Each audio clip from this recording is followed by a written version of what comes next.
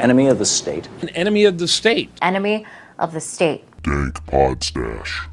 All right, we made it to episode 2 of Enemy of the State's Dank Pod Stash. I'm Nick, and I'm here with my co-host David. Thanks everybody for all the support and feedback and requests for podcast subjects and platforms that we've gotten. The interaction on the Facebook page especially has been outstanding. It's been really awesome to see. So this episode is now going to be available on YouTube, SoundCloud, Apple Podcasts or iTunes, Google Play, Google Podcasts, Spotify, and Stitcher. Episodes of the Pod Stash will be available for 90 days after release until we upgrade to a better hosting account. So let us know where else you want to find the Pod Stash, and we'll release there as well. And if you want to help us improve the podcast, check out our shops at blackmarketmemes.threadless.com and dankpodstash.threadless.com. And if you live in Washington State and are listening, please check out Washington State Anarchists and Libertarians Facebook group. You can help us expand the Agora face-to-face, which is what we're going to be discussing today, how to expand the Agora. Yeah, absolutely. It's a big topic, and we're going to jump into it. But real quick, there's some crazy shit that went down in this last couple of weeks. Got the John McCain funeral tour, taking that casket all over the place.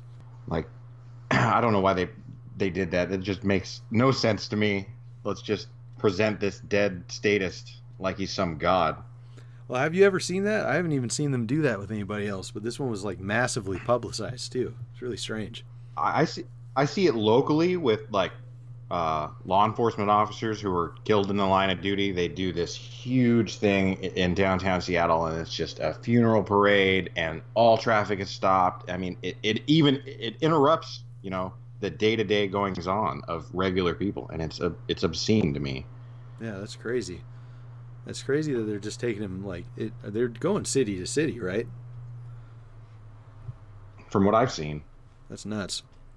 More positive than that was Joe Rogan Experience had some interesting guests. Yeah, I haven't gotten to watch the one with Larry Sharp yet, but that's on my to-do list. But I got to watch some of the one with Elon Musk, specifically him hitting that blunt and not inhaling. He didn't inhale. Mm-hmm. Still facing some repercussions from that, though. Hopefully it makes him move away from the more statist enterprises, like the Air Force is all looking into him and stuff. Maybe he'll start to rethink some of those decisions. Yeah, hopefully. Yeah, the Larry Sharp one I got to listen to in its entirety, and I think I've told you before that as soon as people heard privatizing the roads, get all googly-eyed and don't listen to anything else. What he says in the next breath, and that's private companies are going to pay for the roads, and they're going to pay the government for the roads. So it's really not privatizing the road. It's making them pay the government more for the roads. I don't understand what people don't understand about that. Yeah, it's not very difficult. It makes a bunch of quote-unquote anarchists go, oh, my private roads. Isn't that ironic? Mm-hmm. My private government-paid roads. But yeah, we're gonna figure that out, talking about expanding the Agora. So let's dive right back into that. Let's talk about doing it through action on a large scale. What we can do there, what concepts we can even pitch there if we can't do it ourselves. There might be somebody that wants to start some sort of company or enterprise that would help expand it on a large scale. So in the New Libertarian Manifesto, Konkin mentions big city ghettos, among other places, as pockets of agorism in a statist-dominated world. And that's pretty much where we're at today. There's lots of black market activities in the parts of big cities that don't have law enforcement there for the reasons of either underfunding, they say, or they're just too scared to go in there. It's too dangerous for them. An area that's been in the limelight is Detroit, and there's been some interesting businesses replacing law enforcement and public services in that area, and I think it expands to any gang, especially gang-populated areas in big cities, just anywhere there's no police presence. And it doesn't even have to be necessarily a gang-populated area. For instance, the area where I live is out in the country in Washington, and the little district of the county that I'm in only has one sheriff So response times for anything are 40 plus minutes or so.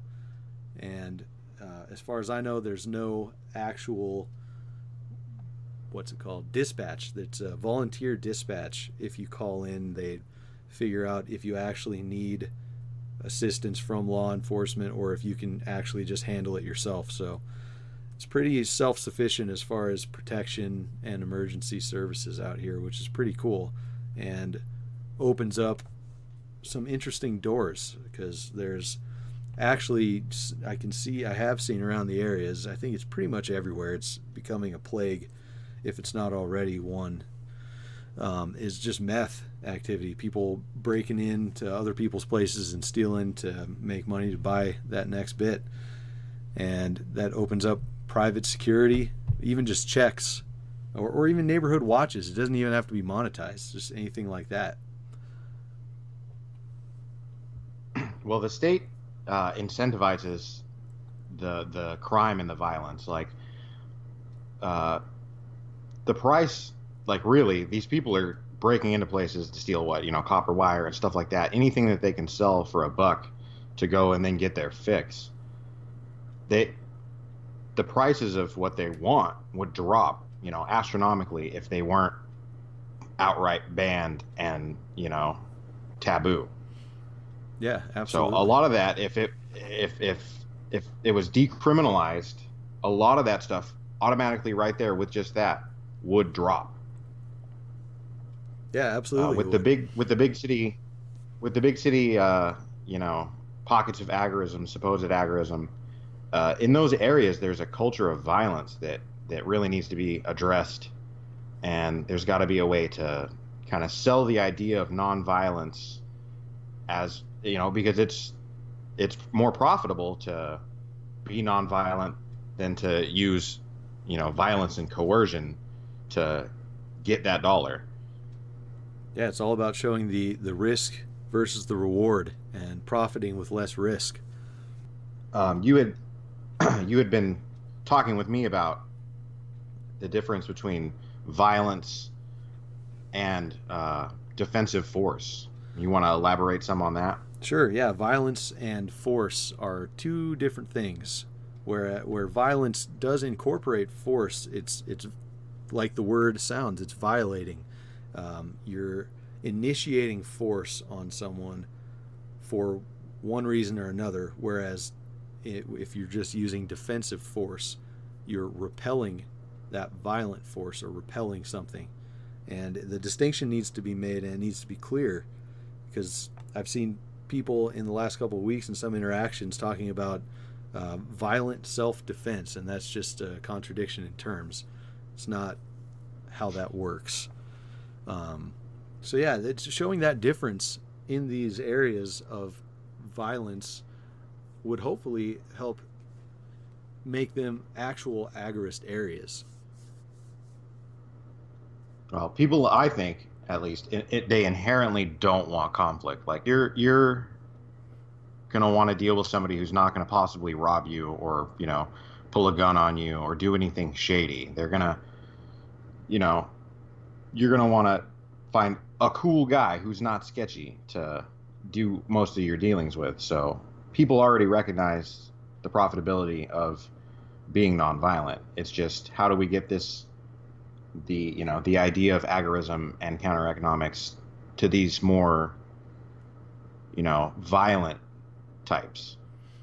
How would you suggest going about that? Well, I think as in everything, it comes down to education, letting people have access to that information in the first place. And you can only talk to people that you can find a way to interact with.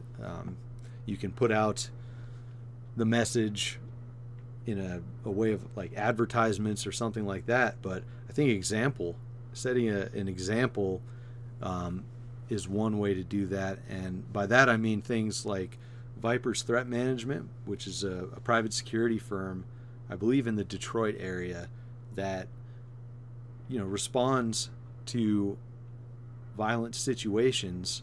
And obviously they're not enforcing any victimless crime laws because they're not actual law enforcement, they're private security. So that's going to put some trust in the fact that protection can be had without a violation of property rights, because no matter if it's drugs, guns, or whatever, it's your property, and the state taking those away because they're declaring it illegal is a violation of property rights. I'd like to say something about the private security firms, and a lot of people hate on them because a lot of the employees are like washed out people who didn't, washed out cops. They didn't make the cut. But, I hate the police as much as the next guy. Like, fuck the police. But these people are still humans too, and we also need to, reach out to them just as much as anybody else and make them see what it means to be nonviolent and things of that nature. Yeah, absolutely. And one of the cool things about Viper's threat management, I'm pretty sure they specialize in dealing with people who are having some sort of mental crisis. That's one thing that the government law enforcement really just fails on. There's just so much death when law enforcement interacts in those situations, whereas Vipers get in there, de-escalate the situation, and actually help the person. So continuing efforts like that, making businesses like that, private security firms in those areas that are kind of in the community of these areas, but not necessarily at the heart of the interactions, the economic interactions that are going on, is a good way to get people to see that there's a different way, there's a better way. And that spills over into stuff that's not necessarily directly related to black market activities, such as government-controlled services. There's a guy, Andrew Diderossi, who has the Detroit Bus. It's the DetroitBus.com.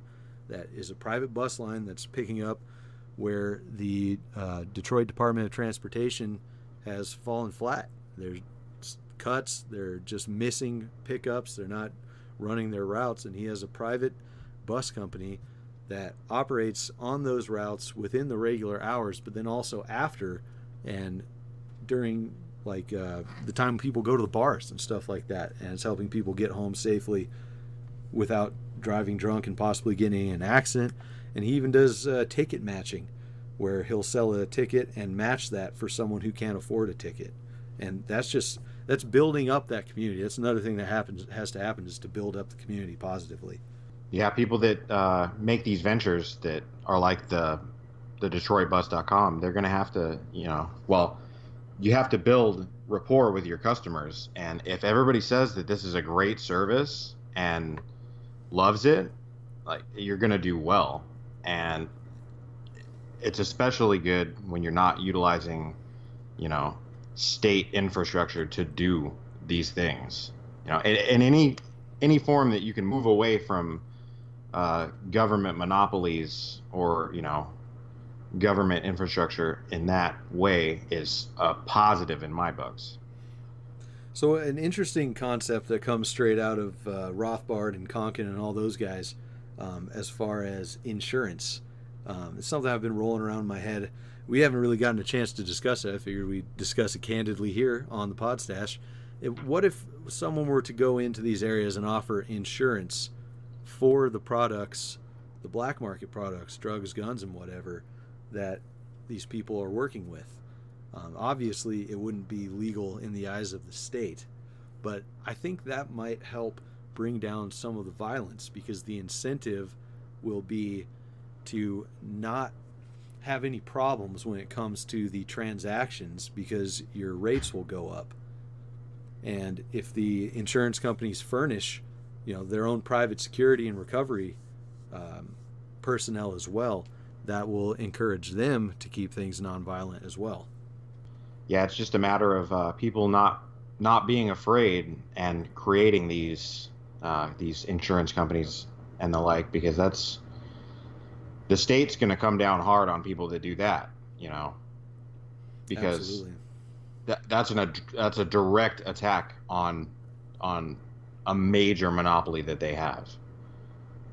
Yeah, that monopoly on violence. So that brings me to another question too. If this positivity is able to bleed into these areas and start expanding, and the crime rate does start to fall as far as what the state measures as why it doesn't want to go in there, like murders, violent crimes, all that stuff, and the community starts to thrive again, that's going to attract the state just like it would attract the mafia back to an area to go get their extortion money again. So then it comes to repelling the state, I guess, because you just have to dive deeper underground to stay away from them. So is there even a way to do that would be effective?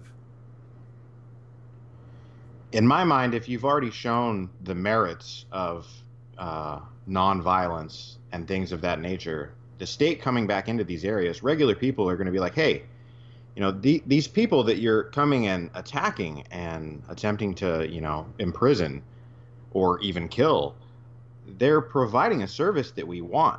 They're not harming anyone. They're not, causing damage to the community.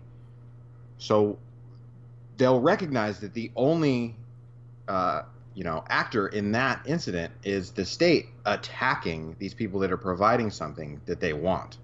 So that, in and of itself, is a deterrent for this, for the state. They don't want to make themselves look that bad, though a lot of the times they're very overt with looking bad.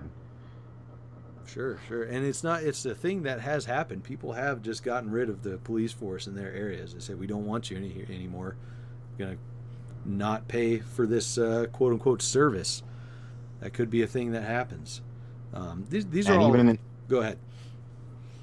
Yeah, even in I was looking back into this guy Phoenix Jones. He's local in Seattle. I don't think he does anything anymore, but it's kind of a funny thing. His story is he dressed up as a superhero, but he would intervene in violent crimes and the like, and the state hated it. He did something. He intervened in one incident where he ended up pepper spraying somebody, and somebody in the legal system said that or the police said that it was I can't remember exactly what they said, but it was they commented on the use of pepper spray, which I find ironic, because the police will pepper spray everybody. In the city I grew up in, they had a reputation for tasing anybody and everybody. And there was, I was a witness to someone having a stroke in their car. They kind of wrecked their car. There was no damage. They didn't hit anybody else. But the police came up, and because the person wasn't responding, they broke out the car window and tased this person having a stroke. What? And it's just... How's that even a thing? Yeah. What's happening? And that goes back to what you were saying about, the security agencies being more trained to deal with things like that, like medical issues or mental health problems, because that's something that, you see every day. Somebody gets shot because they have mental health problems and the police don't know how to deal with it. And the only thing that the police understand is violence. Absolutely. And this is the thing. It's the knowledge of, non-aggressive force, of self-defense, and why to not be violent that needs to spread in any way possible. And in any alleged actions anyone may have with black market dealings, it doesn't hurt to plant the seed there. Talk with the person you're interacting with for a minute. If they're not interested, you've still breached the subject, Yeah, it's important not to push too hard on that subject. I actually am terrible at that. I will push way too hard sometimes with people, but something I'm working on. But another thing on a big scale that you had brought up to me before was seasteading. I haven't heard anything about this. What do you have on this? Oh yeah, seasteading. I was looking into it for a while. I don't know how I hadn't seen it before, but it's in the French Polynesian Islands.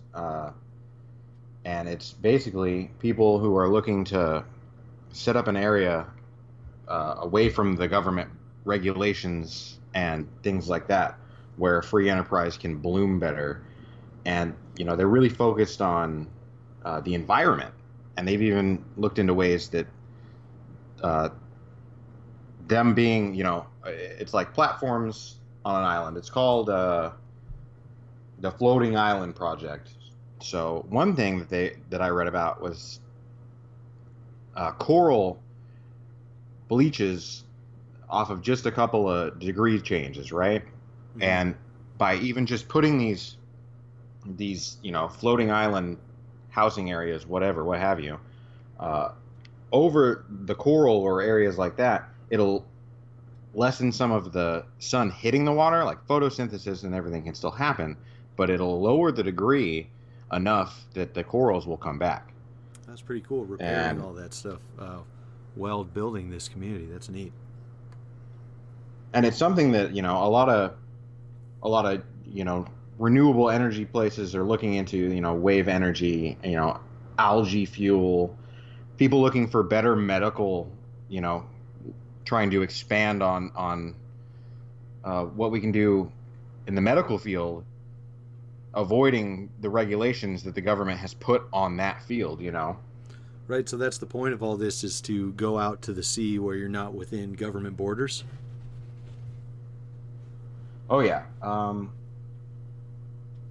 The one that they've got in the French Polynesia, they have an agreement with whatever company or whatever country they're off of, and basically they're not bound by any of the laws or regulations of that country that they're off the coast of, and that's the point, is to create like sea zones. It's where it's kind of like international waters, Right.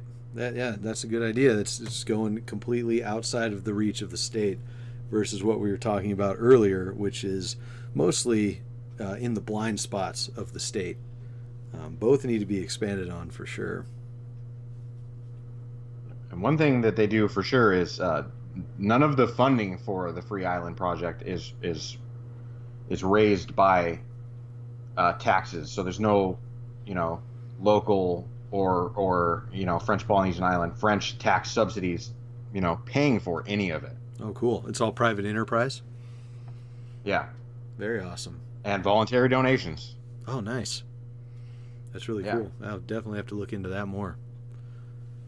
So this is the the big picture, the large scale, and it's kind of hard to jump into all the details, but it's nice to think up different ideas. I'm really still rolling over that insurance idea in my head. I like that a lot, because I think it would not only be lucrative, but also do away with some of the violence. And just got to find the way to stay in that blind spot. It would incentivize nonviolence, because you don't want to, have your premiums go up. Absolutely. Yeah, for sure. So a little bit easier is actions we can take on a small scale, which you have a lot of stuff to talk about on this part as well, like Craigslist, even stuff like that. Super easy stuff that everybody uses all the time. Yeah, I mean, everybody's on social media, right? Mm-hmm. And I have, I do like woodworking and stuff like that.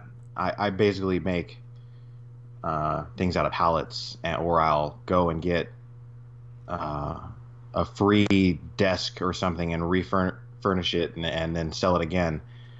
And it's all cash based. It's, individual to individual. There's no tax. There's no, government getting their cut. And doing that for as long as I have, I've realized that people are looking for that kind of service. People don't want to pay taxes. People don't want, I've been told so many times, like, it's so much cheaper to buy from a person like you doing this than a larger company that does this. Yeah, and you can take more custom orders too, probably as well, which makes everything a lot better for the customer. Oh yeah, and from a individual standpoint of the person doing it, it's great to be able to work for oneself and not be bound by somebody else. Absolutely, it keeping all creativity, keeping all of what you. Yeah, and you're keeping pretty much all of what you earn. Yeah, awesome. Yeah, I do some handyman work. I was exclusively doing that for a while. That was just person to person in the community, and it's nice because there's no licensing or anything like that involved if you do it a certain way. And I was specifically doing work with older people in the community that couldn't afford, the big contractors and stuff like that, and everything they charge along with it. But I was still getting what I needed to get by, and they were getting a good deal. And they can always call back if they need something fixed, versus having to go through whatever legal system or whatever if something is messed up. It's just a win-win all around. Yeah, the average person, most people you would talk to on the street, they dislike the government. They don't like everything that's going on. But then you start talking about, oh, we don't need the government, and they lose their minds, right? Mm-hmm.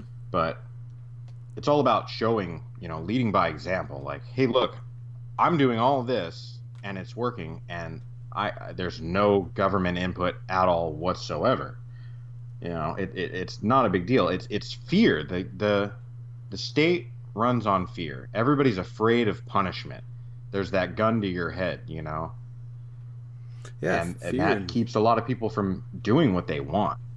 absolutely fear and just a ingenious mind control scheme that's been propagated for years. Because when you break it down, when you're in one of these small scale activities like selling something on Craigslist or doing handyman work for cash, and you kind of break it down, like, why would I need a license for this? What is a license doing to help stop something bad from happening? It's not doing anything. You're paying money and signing a piece of paper. It's not like they're assigning someone to watch and make sure that you do everything safely every step of the way throughout your whole day. And it's a little road that you can walk down with people as far as that goes. Show them that licensing does nothing in those. Or a great example that I've found is with restaurants. Because people freak out when you say you can have a restaurant without a license from the state or even the health inspector, and people lose it. They think there's going to be people dying in the street, going blind from bad alcohol, all that stuff. And you just go down the road, explain licensing is just a piece of paper. You sign something, you give the government money. It's just permission. So they're like, all right, that's not stopping anything. So what about the health inspector? Health inspector walks in, checks out the restaurant however often they do. It's not every day, so they can't see what's going on every day. And usually, if they know they're coming, the restaurant cleans up all the stuff they were cutting corners on to begin with. And the guy says, yeah, this looks good. Puts that little piece of paper on the wall, and he's out of there. What's that piece of paper doing? What's the guy stopping by once a month, if that, doing? We don't want constant surveillance, but third party has less than constant surveillance. That's just a better product. For example, Yelp or like TripAdvisor or something like that. You get people going in, taking pictures all over the restaurant of the food, of the menu, of the employees working there. You see everything going on in there candidly.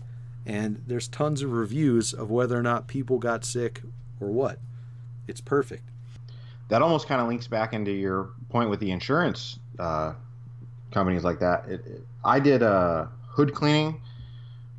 For people who don't know what that is you go into a restaurant and they have the stove, the hoods over the stove and stuff like that. And we would spray it out and clean it out with pressure washers and in the fans and make sure everything was working properly.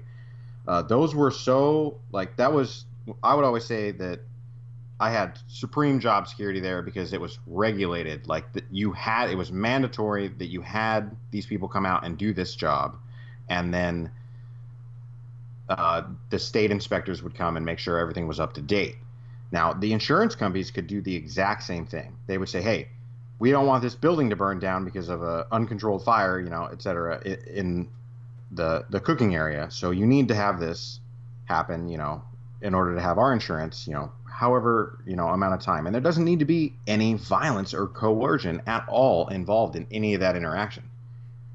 Yeah, absolutely not. And you could start up third-party insurance and have that be just an additional stamp of approval, as far as outside of things like Yelp, where that's just voluntary stuff from other people.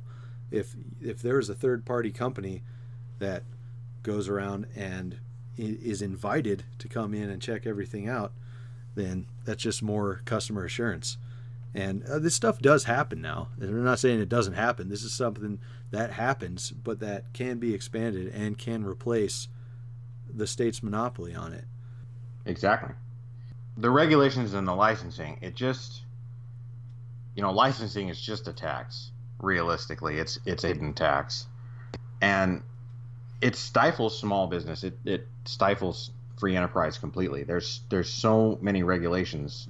In the Federal Register in 1936, there was like 2,600 pages, and right now it's above 60,000 pages. And when I was looking through, at its highest was 2016, and it had like 96,000 pages Jeez. in it. You would have to have a small team of lawyers to even look through all of the rules that you have to abide by. Yeah, obviously they're not going to all pertain to your specific business, but that's still just obscene. And with state and local governments, it can be even worse. On top of that, you'll have that alone on the federal level, and then you'll have all the state licensing and regulation. For something that I always suggest to people when wanting to promote agorism is getting involved in farmers markets. Mm-hmm. And I know quite a few people who do that, and that's how they make their money. And even with that, there's so many regulations and so much licensing. In Washington state alone, like, you have to, let me look here. Yeah, as as you're looking, I'll go into a little bit on that. There are regulations with that, but there's also the small roadside vegetable stand, or even signs I've seen around my area down a little dirt road is blueberries, you pick. People have a bunch of blueberries in their yard and they say, come get them. And there's no state interaction there. It's just people going and giving them $5 and picking some blueberries. And that's how it should be. Mm-hmm. And the fact that to go to a public market, like a farmer's market, you have to have, in Washington state, you have to have, the standard business license and the city business license, and then special licensing, licenses for if you're selling things by weight, if you're dealing with eggs or meats or dairy products, like, you have to have the Washington State Department of Agriculture. You have to make sure you're in line with everything that they're talking about. If you're selling plants, you have to have licensing for being a nursery retailer. Now, is this the whole state? It's just, oh yeah, I can send you the link. That's crazy. I'll put the link in the comments of this and everything. Well, it's insane. I was looking into it. I've been looking into it for a few days now. Mm-hmm. Go ahead. Oh no, I was curious because we live on opposite sides of the state, and everything you just mentioned are things that I've bought through with cash, without any licensing or anything involved on the other people's parts, because it's just kind of the community around here. There's a lot of people that grow vegetables and raise chickens and other animals for meat and whatnot, and everyone just kind of trades or buys and sells on a large scale, like in this whole county, and no one is getting a license to sell their backyard chicken eggs. Exactly, and that's deemed illegal by the state. Crazy. And I do it too, because it's agorism, and I would prefer to get my produce and things like that through individuals, so that I'm actually helping the community. And it's just, everybody's bogged down by all this licensing and regulation. It's obscene. Well, it's kind of funny because I think a lot of people that I interact with, like I am, were unaware of that, or just choose to ignore it, and nothing happens. Dang, this is something I forgot to look up before we recorded this, but it was actually a Tom Woods interview on Fox News, of all places, where he brought up agorism. And he had mentioned that homeschooling was not allowed by the government at a certain point, and people just didn't listen. and just kept homeschooling their kids, and it grew and grew and grew until there was literally nothing the government could do about it. And now so many people do it, and the government was forced to take it off the books. And that's a way that everything can work. That same exact way. I mean, if it can work on something as critical as educating your children, the right to educate your children how you want to, it can work on something as simple as selling eggs or vegetables. Yeah, we just have to show a better business model, a better way to go about things, and people will eat it up. It's like that quote, how will you abolish the state? Our reply should be, the same way we abolished Kodak, BlackBerry, and Blockbuster Video. Yeah, I'm not sure who made that quote, but I think that's one of the most beautiful things out there. Oh, yeah. Well, what were you going to say? I was going to say it comes down to the principles that we hold and the knowledge that we have and that we share. And it comes down to yourself all the time. It comes down to myself. I have to take the time to educate myself enough to have these conversations effectively and answer people's questions, hopefully to their satisfaction. Not that every question needs an answer, but it's important to do that. And I stick to my principles without compromise. I'm not going to, when I see someone that a lot of people are saying, oh man, this guy's going to be great, he's going to go into some sort of state office and change this and that.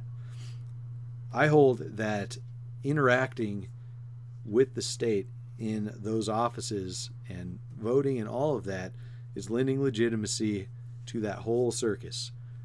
And it's not the prize. We're going to keep our eye on the prize. That's not something I'm going to do to violate my or to contradict my principles. I'm going to stay outside of that and make a better product. I completely agree. It's counterintuitive to anything that people, to reaching a voluntary society, utilizing statist means to reach voluntarist goals is just ridiculous, like we talked about in the last episode. Mm-hmm. A lot of people bring up defensive voting, or a strange one that I heard was defensive campaigning. And Spooner goes into that. Yeah, right? Spooner goes into the justifications for voting in No Treason. And I just went through, I had not gone through all of No Treason before, and I went through it this week. And man, that's an inspiring piece of writing. And what Spooner says, and it's been expanded upon by other people, maybe he doesn't say it right out. Maybe Tom Woods actually expanded on it in one of his podcasts. But the whole concept I'm getting at here with defensive voting is people say, if you can cast a yes vote, which is yes to end your slavery, your imprisonment pretty much, or you can cast a no vote, which keeps you there, you're going to cast the yes vote, and that's okay because that is in your best interest. It gets you out of that situation completely. And that's not the case with voting to put in a president or a governor or anything like that. It's a completely different vote. You're putting in someone to continue, whether it's lessened or not, the same methods that are already happening. Well, that's just, defensive voting to me is just a reaction. And like Conkin said, blind reaction goes in all directions, negative to the source of oppression, mm-hmm. and it disperses opportunity. And pursuit of a common goal focuses the opponents of the state and allows formation of coherent strategy and tactics. Now, my problem with people who vote is that they're putting their energy in a place that's not going to achieve anything.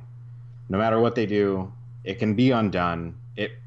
Even if they continue to do well in that arena, it's going to take far too long.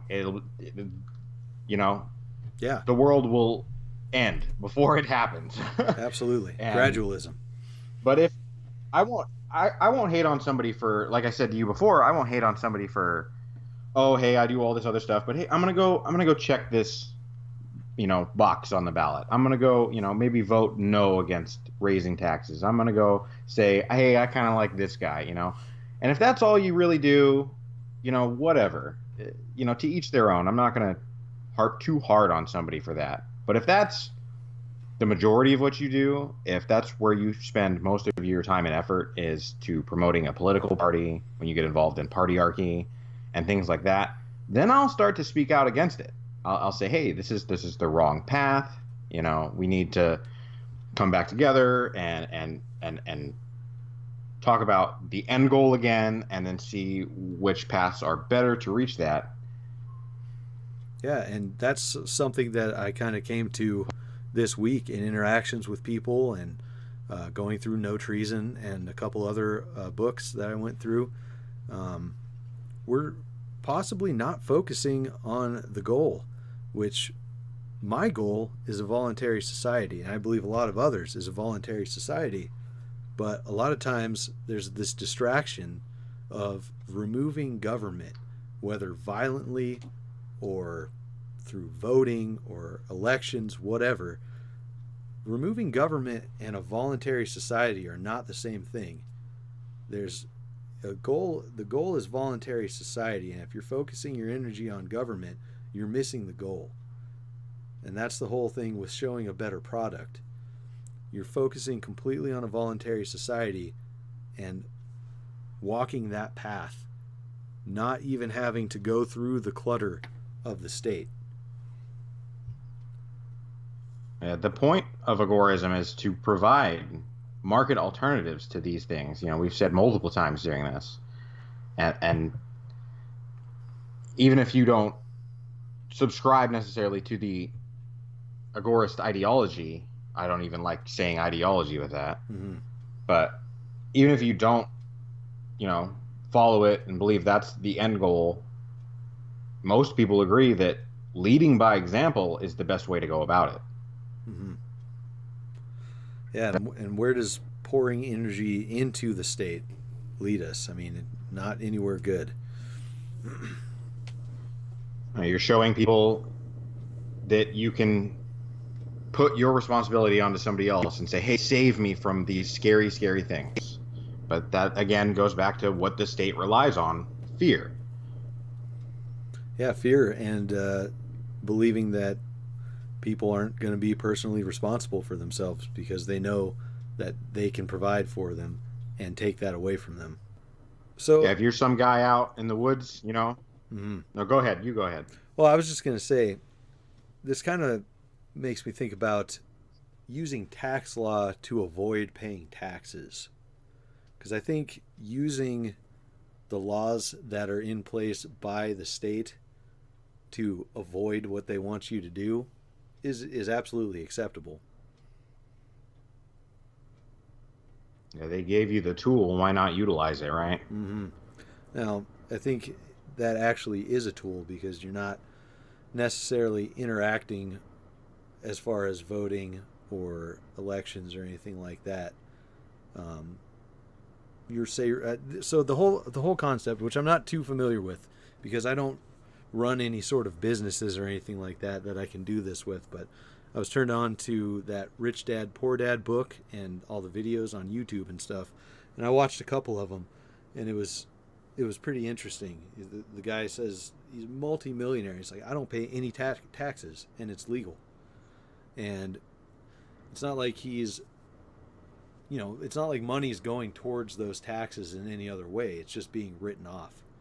So I think that's a great way to do that. My question with that is, I wonder if, because I hadn't thought about it, I wonder if those kind of loopholes are in place by design to help out the oligarchs who are in power. You know what I mean? It's interesting. Could be. Yeah, it could be. I have to look into that further. Maybe another episode. Yeah, who knows? Yeah. Again, to plug, if anybody has suggestions for things we should talk about, comment it, send us an email, anything like that. Yeah, so that it's really a huge topic, and one that I can't, I don't have a plan right now to expand all this on a large scale in areas that don't have any law enforcement other than my own. I think it'd be pretty interesting to set up just a little patrol in the area, drive by people's houses if they're interested in that, to look out for weird activity. And it's nice to have something like that to fall back on in the community. But as far as getting this idea out to the already operating, drug black markets and stuff like that, that's going to be a challenge, but I think it's a really worthy challenge to undertake. I believe it is as well. I certainly don't recommend anybody go into, an inner city area and go up to some gang members and be like, hey, you guys should deal with nonviolence, because you're probably going to get punched in the face. You're gonna face some violence. There's other ways to go about it. The violence will confront you suddenly. These private security firms are popping up all over the place and have been for a long time. When I was looking this stuff up, I think that one of the older ones I saw where it was becoming popular was in the UK in like '97, and they're still popular now because of all the craziness going on over there. That's not a non-option for people. These private security kind of things, even if it's just a neighborhood watch. Yeah, exactly. And the police hate that to a point. Like they try to say, we love a community that comes together like that. But if you start doing their job better than they can, they're going to hate you. They're going to speak out against you. And that's always something that people need to recognize. With at least on the education level and getting these ideas out there, I think I hate using the word we, but I think we need to reach these people on a level of like, hey, we share values. Like most people, be it, in a gang or just a regular person, they have a distrust for government, at least to some extent. Mm-hmm. A distrust for government, permeates popular culture, even though sometimes it's manipulated to support government. Sure. I mean, you look at all these movies that are, the main character is, fighting basically a government, and in a lot of cases it's almost a mirror image of our own government in this country. But with the violent, more gang-oriented people, they all hate the government. They hate the police. They hate the state. That's a point right there that you can get with people. That's how I connect with a lot of people that I have to deal with on a regular basis. Is like, hey, like I may seem like some nerdy dude to you, whatever, but fuck the police. You know what I mean? Yeah, absolutely. All cops are bastards, and then they eat it up. It's finding that common ground. So I think that's in these interactions. Exactly. Yeah, it's an important thing. Talking to people, knowing how to talk to people, all that stuff. I wanted to say this. That's right. I saw that while I was looking into regulations and such, I found out that in Philadelphia, there's a $300 business privilege license in order to have a blog. Oh, wow. And so they went after somebody it was a woman who made $11 in 2 years, and they went after her. Holy cow. Like if that can't show you how ridiculous the regulations and stuff are and licensing, it's obscene. And in Washington D.C., you can get 90 days in jail, up to 90 days in jail for giving a tour without a license. Jeez. Yeah, that's just crazy stuff. But people still do it. That's why there's a punishment for it, because people find that risk worth the reward. When you call the state out on these things, they back down in a lot of cases. I've been watching a few videos. Last night I was watching some videos where he's a lawyer. I can't remember his name, but he deals with a lot of this tax licensing and regulation stuff. And when he tries to get them to prove that the people that have violated the supposed laws, they can't prove that they have jurisdiction over them. They can't prove that these people are applicable to these regulations and licensing. That's pretty cool. It's just a non-existent thing apparently that they're. Well, I mean, it's like what is it? Someone's offering. I think it's up to $300,000 for where if they can show where the laws on the books about income tax is, federal income tax, and no one's been able to find it, and yet people are still being prosecuted, thrown in cages, and taking their money taken from them over it. Well, that's because it was never. What was that in? 1913. Something like it's been that. so long since I read that one book. Way back yeah. then. They never ratified it through Congress. Yeah. Yeah, it's just a bunch of stuff that's not on the books that they're going to try to get their money out of you for if you can't defend yourself. And like I mentioned before with the homeschooling, if you want to do something and it's not hurting anybody else, do it. And more people that do it, the less control they're going to be able to exert over it. That's, I think, the main thing, the bottom line. I would say in the sense of what can somebody do to help promote the Agora and agorism, I would say focusing on education and publicity is the main thing right now that we can do. And